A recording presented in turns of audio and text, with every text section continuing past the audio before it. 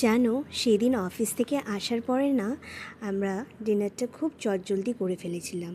তো ডিনারে হয়েছিল আমার ফেভারিট পাস্তা আর তার সাথে সাওয়ারডো ব্রেড।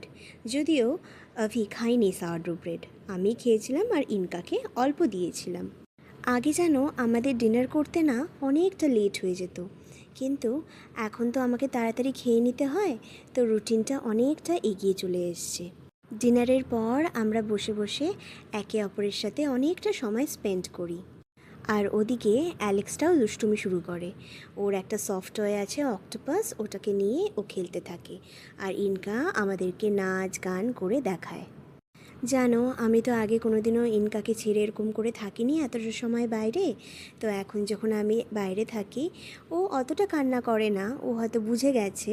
কিন্তু আমি যখন ঘরে আসি, ও খুব আনন্দ পায়, যেটা দেখে না আমারও খুব মজা লাগে। আর সবথেকে বড় কথা জানো, ও না আমি আসার পরে প্রথমেই আমার ব্যাগটা চেক করে, দেখে আমি ওর জন্য কিছু এনেছি কি না। আর আমি যখন ব্যাগ থেকে বের করে ওর হাতে একটা চকলেট বা কুকিজ দিই, ও খুব মজা পেয়ে যায়। চলো, ভিডিওটা তাহলে এখানেই শেষ করছি। তোমরা ভালো থেকো, সুস্থ থেকো, টাটা।